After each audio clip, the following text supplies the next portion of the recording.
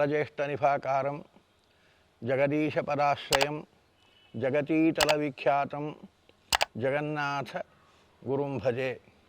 ಸಮಸ್ತ ವಿಶ್ವ plus TV ಕಾರ್ಯಕ್ರಮದ ವೀಕ್ಷಕರಿಗೆ ಮತ್ತೊಮ್ಮೆ ನಮಸ್ಕರಿಸ್ತಾ ತಮ್ಮನ್ನು ಸ್ವಾಗತಿಸ್ತಾ ನಾವು ಜಗನ್ನಾಥದಾಸರ ಮೇರುಕೃತಿ ಹರಿಕಥಾಮೃತ ಸಾರದ ಫಲಶ್ರುತಿಯನ್ನು ಚೆನ್ನಾಗಿ ತಿಳಿದಿದ್ದೇವೆ. ಇನ್ನು ಮುಂದೆ ಆ ಮಹತ್ವವನ್ನು ತಿಳಿದ ನಂತರ ಆ ಹರಿಕಥಾಮೃತ ಸಾರದ ಚಿಂತನೆ ಪ್ರತಿಯೊಂದು ಪದ್ಯದಲ್ಲಿ ಯಾವ ರೀತಿಯಾಗಿ ನಮಗೆ ಚಿಂತನೆಯನ್ನು ಜಗನ್ನಾಥದಾಸರು ಕೊಟ್ಟಿದ್ದಾರೆ ಅನ್ನುವ ಚಿಂತನೆಯನ್ನು ಇನ್ನು ಮುಂದೆ ಪ್ರಾರಂಭಿಸೋಣ. ಆ ಕಾರ್ಯಕ್ರಮಕ್ಕೆ ಮತ್ತೊಮ್ಮೆ ತಮ್ಮನ್ನೆಲ್ಲ ತುಂಬ ಹೃದಯದಿಂದ ಸ್ವಾಗತಿಸುತ್ತಾ ಕಾರ್ಯಕ್ರಮವನ್ನು ಶುರು ಮಾಡೋಣ. ಶ್ರೀಕೃಷ್ಣ ಅರ್ಪಣಮಸ್ತು. ಜ್ಯೇಷ್ಠನಿಭಾಕಾರಂ ಜಗದೀಶಪರಾಶ್ರಯಂ ಜಗತೀತಲವಿಖ್ಯಾತಂ ಜಗನ್ನಾಥಗುರುಂ ಭಜೆ. ನಿನ್ನೆ ಮೊನ್ನೆ 2 ದಿನ ಹರಿಕಥಾಮೃತ ಸಾರದ ನಾಂದಿ ಪದ್ಯದ ಬಗ್ಗೆ ನಾವು ಚಿಂತನೆಯನ್ನು ಮಾಡಿದ್ದೇವೆ. ಇಂದು ಹರಿಕಥಾಮೃತ ಸಾರದ ಮಂಗಲಾಚರಣ ಸಂಧಿ ಪ್ರಾರಂಭವಾಗುತ್ತಾ ಇದೆ. ಮಂಗಲಾಚರಣೆಯಲ್ಲಿ ಲಕ್ಷ್ಮೀನೃಸಿಂಹದೇವರನ್ನು ಸ್ತೋತ್ರ ಮಾಡ್ತಾರೆ ಜಗನ್ನಾಥದಾಸರು. ಈ ನಾಂದಿ ಆದ ನಂತರ ಪ್ರಾರಂಭವಾಗುವ ಈ ಮಂಗಲಾಚರಣ ಸಂಧಿಯಲ್ಲಿ 13 ಪದ್ಯಗಳು, ಇಷ್ಟು ವಿಸ್ತಾರವಾದ ಮಂಗಲಾಚರಣೆಯನ್ನು ಮಾಡಿದ್ದಾರೆ ಜಗನ್ನಾಥದಾಸರು. ಇಲ್ಲಿ ಮೊದಲು ಲಕ್ಷ್ಮೀನೃಸಿಂಹದೇವರನ್ನು ಪ್ರಾರ್ಥನೆ ಮಾಡ್ತಾರೆ, ಲಕ್ಷ್ಮಿಯನ್ನು ಪ್ರಾರ್ಥನೆ ಮಾಡ್ತಾರೆ, ಚತುರ್ಮುಖ ಬ್ರಹ್ಮದೇವರನ್ನು ಪ್ರಾರ್ಥನೆ ಮಾಡ್ತಾರೆ, ವಾಯುದೇವರನ್ನು ಪ್ರಾರ್ಥನೆ ಮಾಡ್ತಾರೆ, ಸರಸ್ವತಿ ಭಾರತೀ ದೇವಿಯರನ್ನು ಪ್ರಾರ್ಥನೆ ಮಾಡ್ತಾರೆ, ವೇದವ್ಯಾಸ ದೇವರನ್ನು ಪ್ರಾರ್ಥನೆ ಮಾಡ್ತಾರೆ, ವಿಶೇಷವಾಗಿ ಶಿವನನ್ನು ಪ್ರಾರ್ಥನೆ ಮಾಡ್ತಾರೆ, ತತ್ವಾಭಿಮಾನಿ ಸಮಸ್ತ ಇಂದ್ರಾದಿ ದೇವತೆಗಳನ್ನು ಪ್ರಾರ್ಥನೆ ಮಾಡ್ತಾರೆ. ಹೀಗೆ 13 ಪದ್ಯಗಳಲ್ಲಿ ವಿಸ್ತಾರವಾದ ಮಂಗಲಾಚರಣೆಯನ್ನು ಮಾಡಿದ್ದಾರೆ. ಸಾಮಾನ್ಯವಾಗಿ ಇಷ್ಟು ದೊಡ್ಡ ಮಂಗಲಾಚರಣೆಯನ್ನು ಎಲ್ಲಿಯೂ ನಾವು ಕಾಣೋದಿಲ್ಲ. ಅದೇನು ಗ್ರಂಥ ರಚನೆ ಮಾಡಲಿಕ್ಕೆ, ಪದ್ಯ ರಚನೆ ಮಾಡಲಿಕ್ಕೆ ಬರ್ತದೆ ಅಂತ ಸುಮ್ಮನೆ ಮಂಗಲಾಚರಣೆ ಬೆಳೆಸ್ಕೊಂಡು ಹೋಗಿ ದೊಡ್ಡ ಗ್ರಂಥ ಮಾಡಬೇಕು ಅಂತ ಉದ್ದೇಶದಿಂದ ಏನಾದರೂ ಇಷ್ಟು ದೊಡ್ಡ ಮಂಗಲಾಚರಣೆ ಮಾಡಿದ್ದಾರಾ? ಯಾಕೆ ಇಷ್ಟು ದೊಡ್ಡ ಮಂಗಲಾಚರಣೆ ಅವಶ್ಯಕತೆ ಏನಿತ್ತು ಅಂತ ಒಂದು ಪ್ರಶ್ನೆ ಇಡೀ ಸಂಧಿಯ ಮೇಲೆ ಬರ್ತದೆ. ಮೊದಲೇ ಪದ್ಯದ ಮೇಲೆಲ್ಲ ಇಡೀ ಈ ಮಂಗಲಾಚರಣೆ ಸಂಧಿಯ ಮೇಲೇ ಒಂದು ಆಕ್ಷೇಪ ಮಾಡ್ತಾರೆ ಅನೇಕ ಜನ. ಗ್ರಂಥ ದೊಡ್ಡದಾಗಬೇಕು ಅನ್ನುವ ಉದ್ದೇಶದಿಂದಲೇನಾದರೂ 13 ಪದ್ಯಗಳಿಂದ ಮಂಗಲಾಚರಣೆ ಮಾಡಿ ಅದಕ್ಕಾಗಿ ಒಂದು ಸಂಧಿ ಅಂತ ಇಟ್ಟು ಹೀಗೆ ಮಾಡಿದ್ದಾರೋ ಜಗನ್ನಾಥದಾಸರು ಅಂತ ಅನೇಕ ಜನ ವಿಸ್ತೃತವಾದ ಮಂಗಲಾಚರಣೆಯ ಬಗ್ಗೆ ಆಕ್ಷೇಪಿಸ್ತಾರೆ. ಆದರೆ ಆ ಆಕ್ಷೇಪ ಕೂಡೋದಿಲ್ಲ. ಯಾಕೆ ಅಂದರೆ ಮಹಾಭಾರತದಲ್ಲಿ ವೈಶಂಪಾಯನರು ಮಂಗಲಾಚರಣೆಯನ್ನು ಮಾಡುವಾಗ ಅವರಂತಾರೆ, ನಾರಾಯಣಂ ನಮಸ್ಕೃತ್ಯ ನರಂಚೈವ ನರೋತ್ತಮಂ ದೇವೀಂ ಸರಸ್ವತೀಂ ವ್ಯಾಸಂ ತಥೋ ಜಯ ಮುದೀರಯೇ ಅಂತ ಅವರು ಮಂಗಲಾಚರಣೆ ಮಾಡಿದ್ದಾರೆ. ಅವರು ಕೂಡ ಮಂಗಲಾಚರಣೆಯಲ್ಲಿ ನಾರಾಯಣನಿಗೆ ನಮಸ್ಕಾರ ಮಾಡಿದ್ದಾರೆ. ಎರಡನೇದಾಗಿ ದೇವೀಂ ಲಕ್ಷ್ಮೀ ದೇವಿಗೆ ನಮಸ್ಕಾರ ಮಾಡಿದ್ದಾರೆ. ಮೂರನೇದಾಗಿ ನರೋತ್ತಮಂ ಜೀವೋತ್ತಮರಾದ ವಾಯುದೇವರು ಬ್ರಹ್ಮದೇವರಿಗೆ ನಮಸ್ಕಾರ ಮಾಡಿದ್ದಾರೆ. ನಂತರದಲ್ಲಿ ನರಂಚೈವ ಶೇಷದೇವರು ಗರುಡ ರುದ್ರದೇವರು ಅವರಿಗೆ ನಮಸ್ಕಾರ ಮಾಡಿದ್ದಾರೆ. ಸರಸ್ವತಿ ದೇವಿಗೆ ನಮಸ್ಕಾರ ಮಾಡಿದ್ದಾರೆ. ಗ್ರಂಥಕಾರರಾದ ವೇದವ್ಯಾಸ ದೇವರಿಗೆ ನಮಸ್ಕಾರ ಮಾಡಿದ್ದಾರೆ. ಇಷ್ಟು ಜನರಿಗೆ ನಮಸ್ಕಾರ ಮಾಡಿ ನಾನು ಈ ಗ್ರಂಥವನ್ನು ಪ್ರಾರಂಭ ಮಾಡ್ತೇನೆ ಅಂತ ಅವರು ಕೂಡ ಇಷ್ಟು ಜನರಿಗೆ ನಮಸ್ಕಾರ ಮಾಡಿದ್ದು. ಮಹಾಭಾರತದಲ್ಲಿ ವೇದವ್ಯಾಸ ದೇವರೇ ನಮಗೆ ಈ ನಮಸ್ಕಾರ ಹೀಗೆ ಮಾಡಬೇಕು, ಇಷ್ಟು ಜನರಿಗೆ ಅವಶ್ಯವಾಗಿ ನಮಸ್ಕಾರ ಮಾಡಬೇಕು ಅನ್ನೋದನ್ನು ವೇದವ್ಯಾಸ ದೇವರೇ ತಿಳಿಸಿಕೊಟ್ಟಿದ್ದಾರೆ. ಆದ್ದರಿಂದ ಆ ವೇದವ್ಯಾಸ ದೇವರ ದಾರಿಯಲ್ಲಿಯೇ ಅಷ್ಟು ಜನರಿಗೆ ನಮಸ್ಕಾರ ಮಾಡ್ತಾರೆ ಜಗನ್ನಾಥದಾಸರು.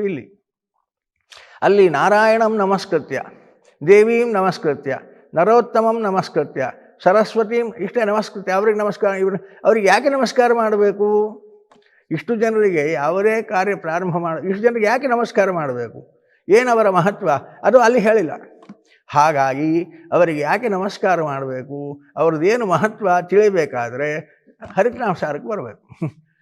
ಅವರದೆಲ್ಲ ಮಹತ್ವನ ಮಂಗಲಾಚರಣೆಯಲ್ಲಿ ತಿಳಿಸಿ ಹೇಳ್ತಾರೆ ಜಗನ್ನಾಥದಾಸ. ಯಾರ್ಯಾರಿಗೆ ಅಲ್ಲಿ ನಮಸ್ಕಾರ ಮಾಡಿದಾರೋ ಅವರಿಗೆಲ್ಲ ಇಲ್ಲಿ ನಮಸ್ಕಾರ ಮಾಡಿ ಅವರ ಮಹತ್ವ ಏನು ಅನ್ನುವುದನ್ನು ನಮಗೆ ತಿಳಿಸಿ ಹೇಳ್ತಾರೆ. ವಿಶೇಷವಾಗಿ ನಮ್ಮ ಸಾಧನಕ್ಕೆ ಬೇಕಾಗಿರತಕ್ಕಂತಹ ಅವರ ಅನುಗ್ರಹ ಇಲ್ಲದೆ ನಮ್ಮ ಯಾವ ಸಾಧನೆಯು ಶಾರೀರಿಕ, ವಾಚನಿಕ ಮತ್ತು ಮಾನಸಿಕ ಯಾವ ಕ್ರಿಯೆಗಳೂ ನಡೆಯಲಾರದು. ಕಾರಣ ಇವರಿಗೆಲ್ಲ ಅವಶ್ಯವಾಗಿ ನಾವು ಪ್ರತಿನಿತ್ಯದಲ್ಲಿ ನಮಸ್ಕಾರ ಮಾಡಬೇಕು. ನಮ್ಮ ಶಾರೀರಿಕ ಕ್ರಿಯಾ, ವಾಚನಿಕ ಕ್ರಿಯಾ, ಮಾನಸಿಕ ಕ್ರಿಯಾ ಇದು ನಡೆಯಬೇಕಾದರೆ ಈ ದೇವತೆಗಳ ಅನುಗ್ರಹ ನಮಗೆ ಅವಶ್ಯವಾಗಬೇಕು. ಆದ್ದರಿಂದ ಅವರಿಗೆ ಅವಶ್ಯವಾಗಿ ನಮಸ್ಕಾರ ಮಾಡಬೇಕು. ಶಾರೀರಿಕ ಕ್ರಿಯಾ ಅಂದರೆ ಮೊದಲು ಈ ಶರೀರ, ಪಾಂಚಭೌತಿಕ ಶರೀರ ಅಂತ 5 ಭೂತಗಳಿಂದ ಆಗಿರತಕ್ಕಂತಹ ಪಾಂಚಭೌತಿಕ ಶರೀರ ಇದು. ಇಲ್ಲಿ ಹರಿಕಥಾಮೃತ ಸಾರದಲ್ಲಿ ಕೂಡ ಮುಂದೆ ಬಹಳ ವಿಸ್ತಾರವಾಗಿ ಈ ವಿಚಾರವನ್ನು ಹೇಳ್ತಾ ಅನ್ನಮಯ ಕೋಶ, ಪ್ರಾಣಮಯ ಕೋಶ, ಮನೋಮಯ ಕೋಶ, ವಿಜ್ಞಾನಮಯ ಕೋಶ, ಆನಂದಮಯ ಕೋಶ ಅಂತ 5 ಕೋಶಗಳ ಬಗ್ಗೆ, ಅಲ್ಲಿರುವ ಭಗವದ್ ರೂಪಗಳ ಬಗ್ಗೆ ಎಲ್ಲ ಬಹಳ ವಿಸ್ತಾರವಾಗಿ ಮುಂದೆ ಹೇಳ್ತಾರೆ. ಅಲ್ಲಿ ಮತ್ತೆ ನಾವು ವಿಸ್ತಾರವಾಗಿ ನೋಡೋಣ. ಇಲ್ಲಿ ನಾವು ಸೂಕ್ಷ್ಮವಾಗಿ ತಿಳಿಯಬೇಕಾದ್ದೇನು ಅಂದರೆ, ಅನ್ನಮಯ ಕೋಶ ಅಂದರೆ ಈ ಪೃಥ್ವಿ ಮತ್ತು ನೀರು, ಅಪು, ಈ 2 ತತ್ವಗಳಿಂದ ಆಗಿರತಕ್ಕಂಥದ್ದು ಈ ಶರೀರ ಪ್ರಧಾನವಾಗಿ ನಮಗೆ ಕಾಣತಕ್ಕಂಥದ್ದು. ಈ ಅನ್ನಮಯ ಕೋಶಕ್ಕೆ ಪ್ರಧಾನ ನಿಯಾಮಕರು ರುದ್ರದೇವರು. ಆದ್ದರಿಂದ ಉಪನಿಷತ್ತಿನಲ್ಲಿ ರುದ್ರದೇವರನ್ನ ಶರೀರ ಪುರುಷ ಅಂತ ಕರೀತಾರೆ. ಶರೀರ ಪುರುಷ ರುದ್ರದೇವರು. ಅದೇ ರೀತಿ ಇದು ಬರೀ ಅನ್ನ ನೀರಿನ ಪೃಥ್ವಿ ಅಪ್ಪನಿಂದ ಆದದ್ದು ಶರೀರ ಅಲ್ಲ. ಈ ಗಣೇಶ ಉತ್ಸವದಲ್ಲಿ ಗಣಪತಿ ಪ್ರತಿಮೆ ಮಾಡಿರ್ತಾರೆ ನೋಡ್ರಿ, ಅದು ಪೃಥ್ವಿ ನೀರು ಅಷ್ಟೇ, ಅಲ್ಲಿ ಬೇರೆ ಇಲ್ಲ. ಅನ್ನಮಯ ಕೋಶ ಬರೀ ಅದು. ಹಾಗೆ ಈ ಶರೀರ ಅಲ್ಲ. ಈ ಶರೀರದ ಒಳಗೆ ಪಚನ ಕ್ರಿಯೆ ನಡೀತಾ ಇದೆ, ಉಸಿರಾಟ ನಡೀತಾ ಇದೆ, ಒಳಗಡೆಗೆ ಅಗ್ನಿ ಇದೆ. ಆದ್ದರಿಂದ ಇದು ಪ್ರಾಣಮಯ ಕೋಶ. 2ನೆಯ ಕೋಶ ಪ್ರಾಣಮಯ ಕೋಶ. ಅಗ್ನಿ, ವಾಯು, ಆಕಾಶ. ಉಂಡದ್ದು ಪಚನ ಮಾಡಲಿಕ್ಕೆ ಅಗ್ನಿ, ಉಸಿರಾಟ ಅದು ವಾಯು, ಆ ಉಸಿರಾಟ ಗಾಳಿ ಒಳಗೆ ಸಂಚಾರ ಮಾಡಲಿಕ್ಕೆ ಆಕಾಶ. ಹೀಗೆ ಈ 3 ತತ್ವಗಳು ಸೇರಿ ಆದದ್ದು ಅದು ಪ್ರಾಣಮಯ ಕೋಶ. ಈ ಪ್ರಾಣಮಯ ಕೋಶದಲ್ಲಿ ಅಗ್ನಿ, ವಾಯು ಮತ್ತು ಆಕಾಶದಿಂದ ನಮಗೆ ಇಲ್ಲಿ ಒಳಗಿನ ಕ್ರಿಯೆ ನಡೆಯೋದೇನು ಪ್ರಧಾನ ಅಂದರೆ ಮಾತಿನ ಕ್ರಿಯೆ. ಮಾತುಗಳು ಮಾತಾಡ್ತಾ ಇದ್ದೇವೆ ನಾವು. ಈ ಮಾತು ಬರೋದು ಈ ಪ್ರಾಣಮಯ ಕೋಶದಿಂದ. ಈ ಪ್ರಾಣಮಯ ಕೋಶಕ್ಕೆ ನಿಯಾಮಕರಾದವರು ಶೇಷದೇವರು. ಅದರಿಂದ ಉಪನಿಷತ್ತುಗಳಲ್ಲಿ ಅವರನ್ನು ಛಂದಃಪುರುಷ ಅಂತ ಕರೀತಾರೆ. ಛಂದಃಪುರುಷ. ನಮ್ಮ ಮಾತುಗಳು, ನಾವು ಮಾತನಾಡಬೇಕಾದ್ರೆ ಶೇಷದೇವರ ಅನುಗ್ರಹ ಬೇಕು. ಶೇಷದೇವರ ಅನುಗ್ರಹ ಇಲ್ಲ ಅಂದರೆ ನಾವು ಮಾತಾಡಲಿಕ್ಕೆ ಬರಲ್ಲ. ಹಾಗಾಗಿ ಶೇಷದೇವರು ಅವಶ್ಯವಾಗಿ ನಮಗೆ ಅವರ ಅನುಗ್ರಹ ಬೇಕು. ಅವರು ಛಂದಃಪುರುಷ, ಈ ಪ್ರಾಣಮಯ ಕೋಶಕ್ಕೆ ನಿಯಾಮಕರಾಗಿರತಕ್ಕಂಥವ್ರು. ಇನ್ನು ನಾವು ಮಾತನಾಡಬೇಕಾದ್ರೆ ಮನಸ್ಸಿನಲ್ಲಿ ವಿಚಾರಗಳು ಇರಬೇಕು. ಆ ಮನಸ್ಸಿನಲ್ಲಿ ವಿಚಾರಗಳು ಹೊಳೆಯಬೇಕು.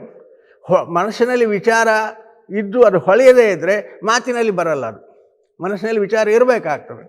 ಆ ಮನಸ್ಸಿನಲ್ಲಿ ವಿಚಾರ ಇದ್ದು ಅದು ನಮಗೆ ಹೊಳೆದು ಬಾಯಿಂದ ಬರಬೇಕಾದ್ರೆ ಆ ಮನೋಮಯ ಕೋಶ ಅದು ಜಾಗೃತ ಆಗಬೇಕು. ಮನೋಮಯ ಕೋಶದಲ್ಲಿ ಮನಸ್ಸು, ಬುದ್ಧಿ, ಅಹಂಕಾರ 3 ಪದರುಗಳು ಪ್ರಧಾನವಾಗಿ. ಆ ಮನೋಮಯ ಕೋಶ ಇದರಿಂದ ನಾವು ಅಧ್ಯಯನ ಮಾಡಿದ್ದನ್ನು ಮನನ ಮಾಡೋದು, ಮನನ ಮಾಡಿ ವಿಚಾರವನ್ನು ತಲೆಯಲ್ಲಿಟ್ಟುಕೊಂಡು ಮಾತನಾಡೋದು. ಈ ಮನೋಮಯ ಕೋಶ ಇದಕ್ಕೆ ನಿಯಾಮಕನಾದವನು ಗರುಡದೇವರು.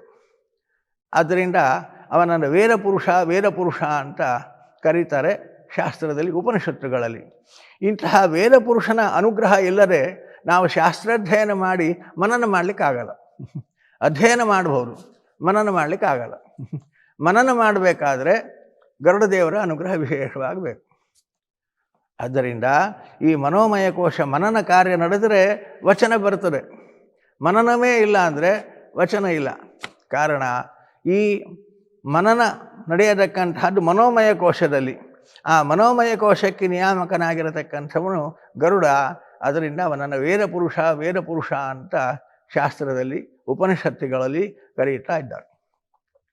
ಬೇಕಾದಷ್ಟು ಮನನ ಮಾಡಿದ್ವಿ, ಸಮಯಕ್ಕೆ ಸರಿಯಾಗಿ ಸ್ಮೃತಿಗೆ ಬರದೇ ಹೋದರೆ, ಹೇಳಬೇಕು ಅಂದಾಗ ಆ ವಿಷಯ ಹೊಳೆಯದೇ ಹೋದರೆ, ಹೊಳೆಯಬೇಕಾದರೆ ವಿಜ್ಞಾನಮಯ ಕೋಶ ಜಾಗೃತಿ ಆಗಬೇಕು.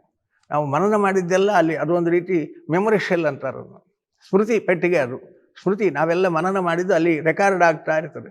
ಅದು ಓಪನ್ ಆದರೆ ಅದು ಹೊಳಿತದೆ, ಹೊಳೆದದ್ದು ಬಾಯಲ್ಲಿ ಬರ್ತದೆ. ಸ್ಮೃತಿ ಪೆಟ್ಟಿಗೆ ಅಲ್ಲಿ ಅದು ತಗೋಬೇಕು, ಅದು ತೆಗೆದಾಗ ಮನಸ್ಸಿನಲ್ಲಿ ಹೊಳಿತದೆ, ಮನಸ್ಸಿನಲ್ಲಿ ಹೊಳೆದದ್ದು ಬಾಯಲ್ಲಿ ಬರ್ತದೆ.